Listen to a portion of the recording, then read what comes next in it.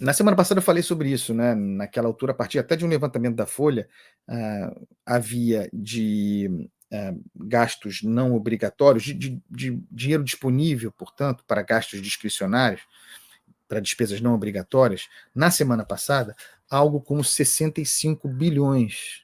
Desse montante, deveria sair obrigatoriamente, e aí você vê que o espaço é curto, aí é uma conta difícil de fazer. Desses 65 bilhões, deveriam ser extraídos os 15 bilhões de bloqueio e contingenciamento anunciados por Fernando Haddad. Haddad anunciou esses bloqueios no dia 18 de julho, na semana passada, semana retrasada, certo? Anunciou o bloqueio, o contingenciamento desses 15 bilhões.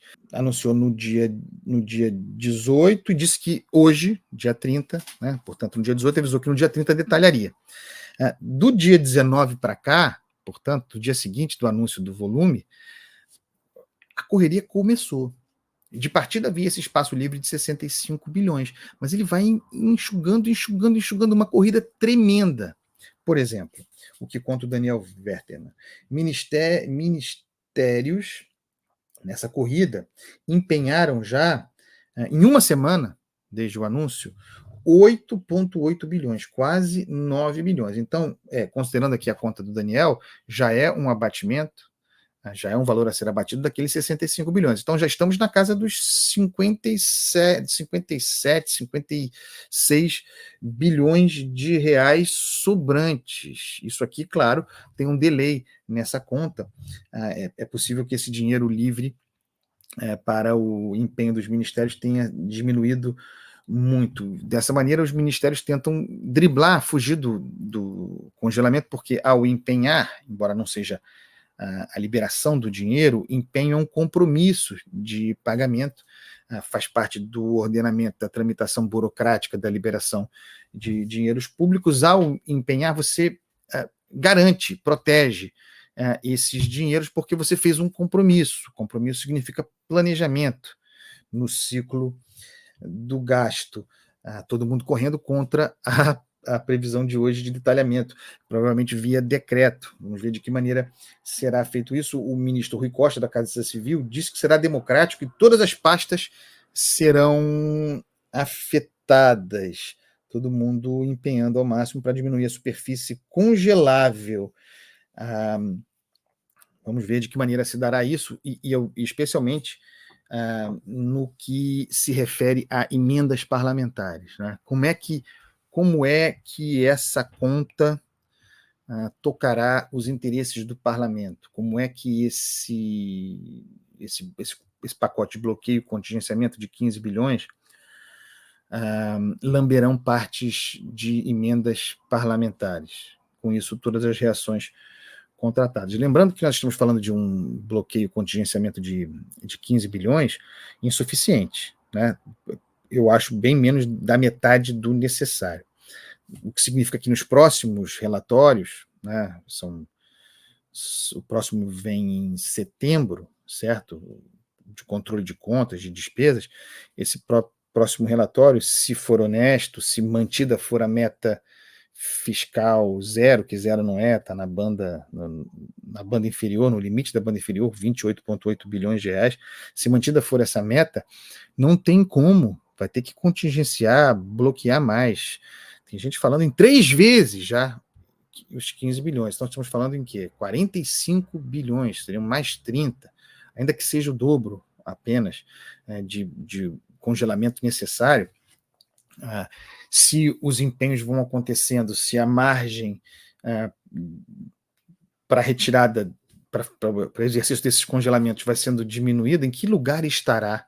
Quanto sobrará para ser bloqueado, contingenciado numa próxima jornada, se a corrida dos empenhos está lançada justamente contra esses bloqueios, contingenciamentos, pensando que outros novos virão?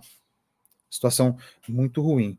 Eu quero dizer aqui para vocês, muita gente critica em Jeff. Acho até que tem uma explicação aqui importante para a gente fazer em termos de recorte, né, para soltar nas redes.